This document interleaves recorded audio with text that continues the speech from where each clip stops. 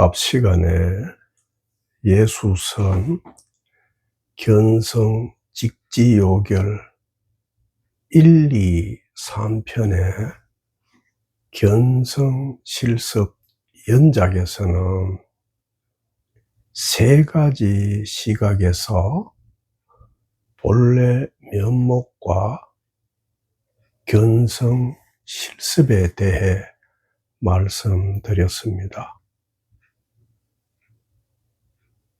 예수선 78번 동영상에서는 나에게 가장 가깝고 직접적인 일을 찾는 내면으로 접근해서 견성 실습을 하는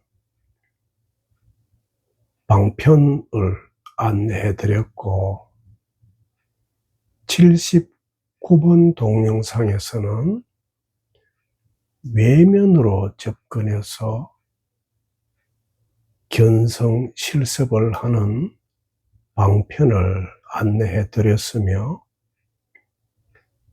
80번 동영상에서는 1, 2, 3인칭을 해체하고 제4인칭인 무아로서 접근하는 견성 실습 방편을 안내해 드렸습니다. 이번 시간에는 앞 시간에 예수선 견성 직지 요결 1, 2, 3편의 견성 실습에서 안내해 드렸던 이 모든 방편을 다 모아서 용광로에 넣고 녹인 그 진수를 안내해 드리려 합니다. 우리가 사용하는 언어는 연속되어 있는 세계를 분절하는 특성이 있기 때문에 실제의 사실을 있는 그대로 표현하는 것이 불가능합니다. 그래서 언어의 이러한 한계를 극복하기 위해서 예로부터 역설, 반어법, 상징과 비유 등을 사용해왔고, 이런 방법도 여의치 않으면 침묵하는 방법까지 동원하기도 했습니다. 그리고 선불교의 화두도 언어의 분절성을 극복하고 진실을 보게 하려는 시도이며, 또한 있는 것도 아니고 없는 것도 아니다는 비유, 비무와 같은 이중부정도 언어의 한계 너머에 있는 진실을 가리키려는 노력이라고 할 수 있습니다. 예수께서도 어느 너머에 있는 진실을 가리켜 보이기 위해 여러 가지 비유를 사용해서 가르쳤습니다. 그리고 요한이 전하는 예수 전성에서는 비유도 사용하지만 철학적이면서도 상징적인 표현 기법이 섞인 형태의 직설로도 가르치고 있는데, 그 중에 견성과 관련된 나는 아버지 안에, 아버지는 내 안에라는 아주 중요한 진술이 있습니다. 이 진술을 뜯어서 잘 살펴보면 형태는 이중 긍정이지만 그 내용은 이중 부정의 형태로 되어 있고 상당히 높은 수준의 치밀하고 정교한 논리가 들어 있습니다. 겉보기에는 나라는 A가 아버지라는 B 안에 있고 아버지라는 B 안에 나라는 A가 있다는 아주 단순한 구조이고 또 문장 내용에 어떤 부정 형태의 표현도 들어가 있지 않은 이중 긍정의 형태로 되어 있는 진술입니다. 하지만 이 진술은 겉으로는 긍정의 형태를 취하고 있지만 그 이면에는 부정을 가리켜 보이는 이중적인 역설이 숨어 있습니다. 이제부터 풀어서 차근차근 말씀드려 보겠습니다. 나는 아버지 안에, 아버지는 내 안에라는 진술은 나는 아버지 안에 있고 또한 아버지가 내 안에 있다는 이중 긍정형 서술문입니다. 그런데 이 진술의 진짜 중요한 의미는 이 문장의 그 이면에 숨겨져 있습니다. 다시 말해, 나는 아버지 안에, 아버지는 내 안에라는 진술은 전면에서는 긍정형 서술로 의미를 전하고 있지만 그 이면에서는 부정형으로 또 다른 의미를 전하고 있다는 말입니다. 그렇다면 어떻게 해서 그런 것인지 그 이유를 여러분과 같이 짚어 살펴보겠습니다.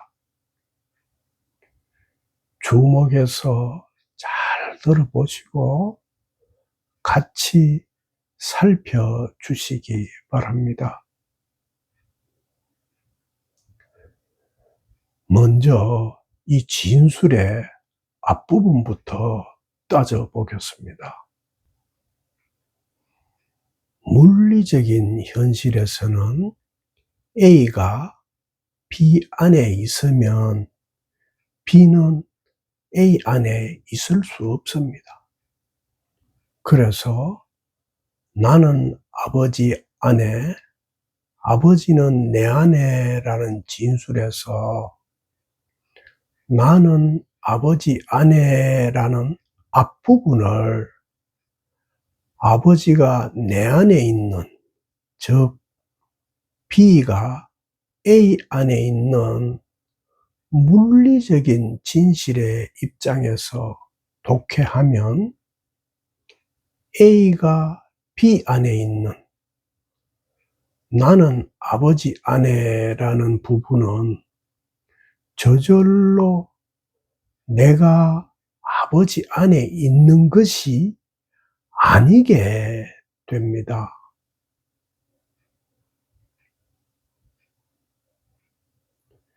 이번에는 이어지는 뒷부분을 따져보겠습니다. 물리적인 현실에서는 B가 A 안에 있으면 A는 B 안에 있을 수 없습니다. 그래서 나는 아버지 안에, 아버지는 내 안에라는 진술에서 아버지가 내 안에라는 뒷부분을 내가 아버지 안에 있는, 즉 A가 B 안에 있는 물리적인 진실의 입장에서 독해하면 B가 A 안에 있는 아버지는 내 안에라는 부분은 저절로 아버지는 내 안에 있는 것이 아니게 됩니다. 아주 중요한 가르침이라 한 번 더 되새겨 보겠습니다. 나는 아버지 안에, 아버지는 내 안에 라는 이 구조에서는 밖이라는 낱말은 전혀 사용되지 않고 있지만 안이라는 낱말 하나로 안팎을 모두 드러내고 있습니다. 다시 짚어보면 내가 아버지 안에 있을 때는 아버지는 나의 밖입니다. 그리고 아버지가 내 안에 있을 때는 나는 아버지의 밖입니다.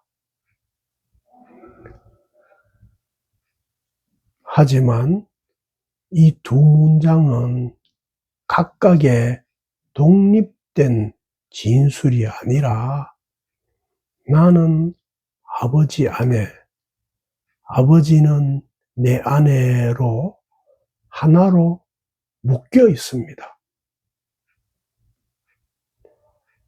그래서 이 진술은 이원적인 경계를 포함하면서 동시에 이원적인 경계의 너머를 선언하고 있습니다.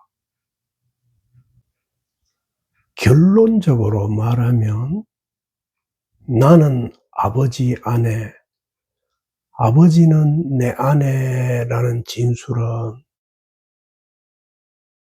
나는 아버지 안에, 아버지는 내 안에 있다 라고 말하고 있으면서 동시에 내가 아버지 안에 있는 것이 아니며 아버지 역시 내 안에 있는 것이 아니다라고도 말하는 이중 긍정과 이중 부정을 모두 담고 있어서 겉으로는 유무를 말하면서 동시에 이면에서는 비유, 비무를 말하고 있는 형태의 절묘한 진술입니다.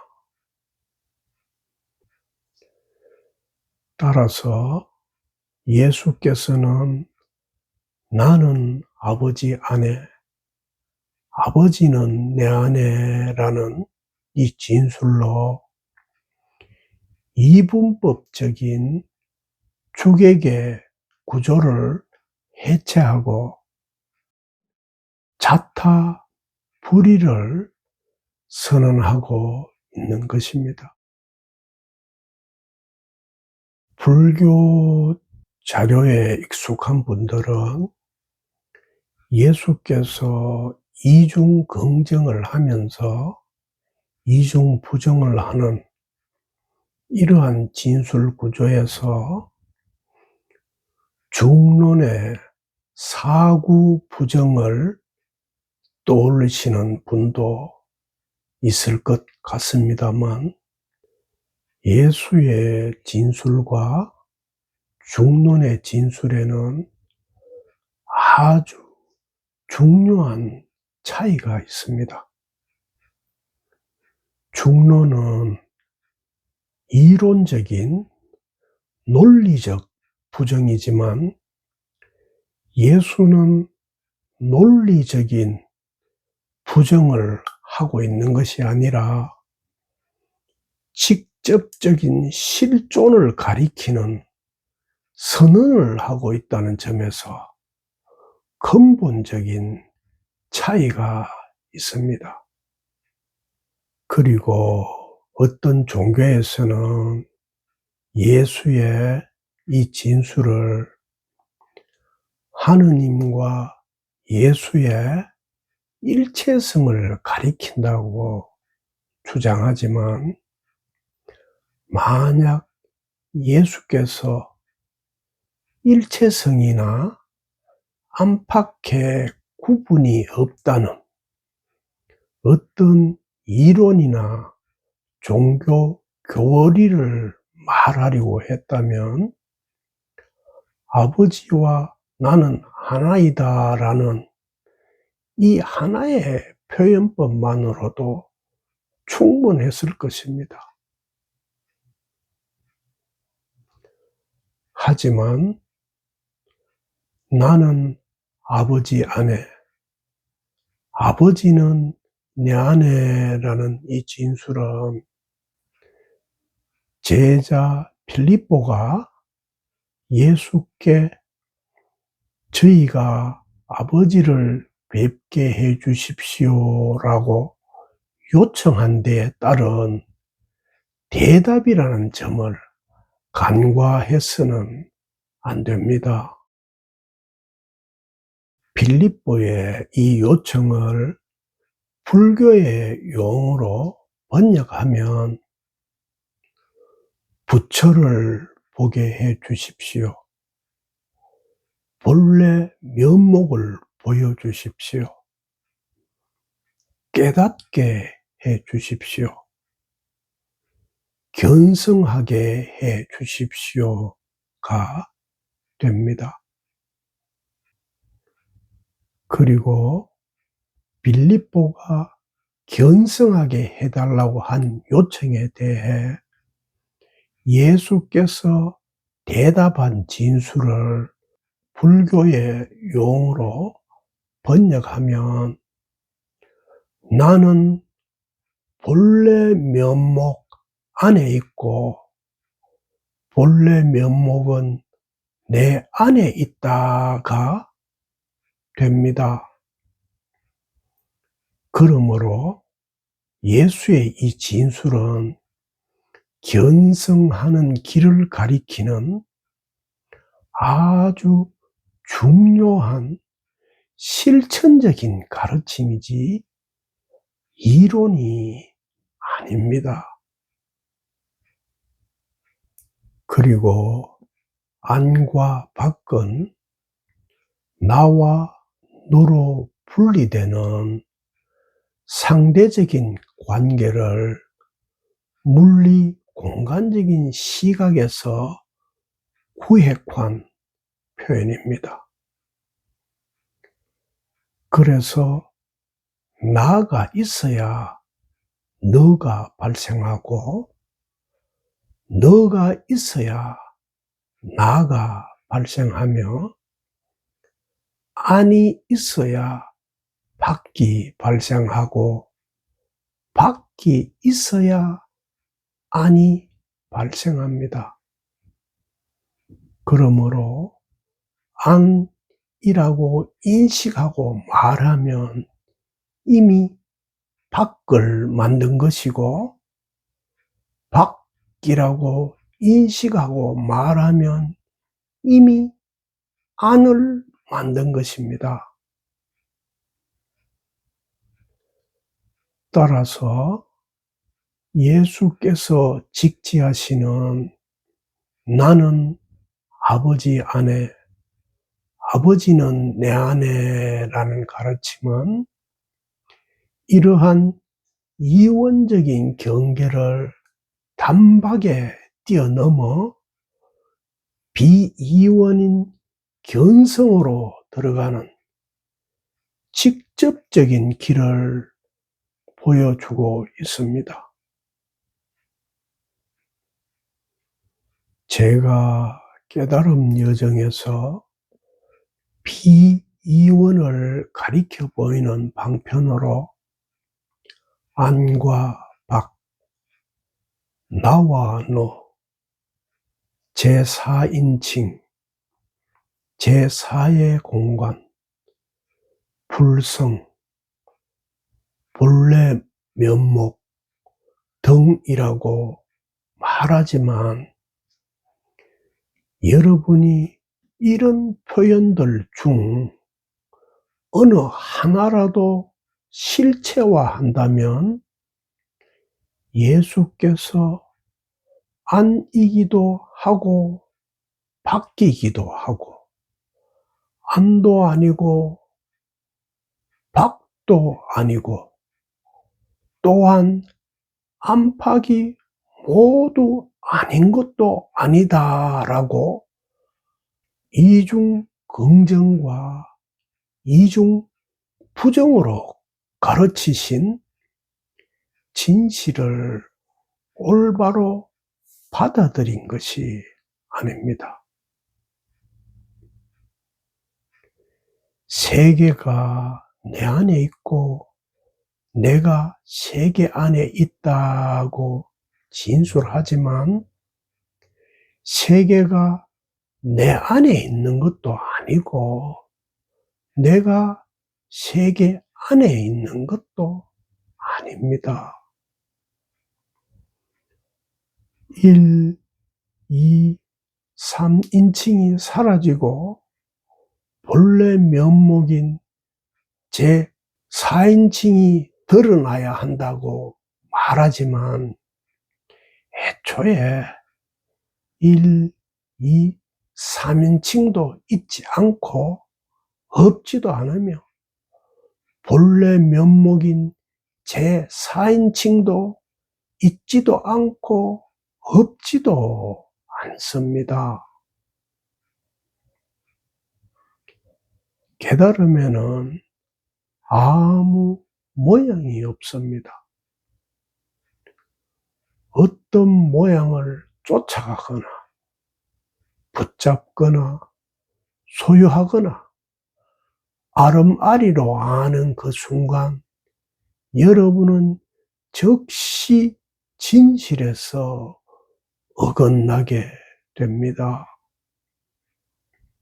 그러므로 이 진술을 또 실체화해서 쫓아가거나 붙잡거나 소유하거나 아름아리로 알면 그 역시 또 어긋난 것입니다. 그래서 깨달으면은 아무 모양이 없지만 모든 모양이 있는 그대로 하나도 빼놓지 않고 모두가 깨달음의 모양입니다. 깨달음은 알 수 없지만 너무 분명해서 또한 모를 수도 없는 일입니다.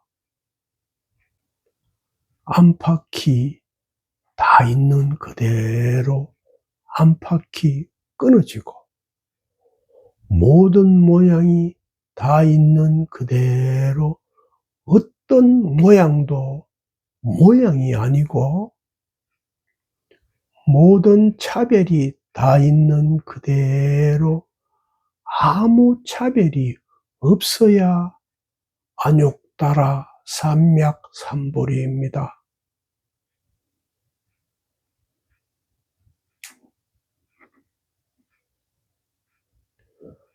바로 여기에 그 진실이 환하게 드러나 있습니다.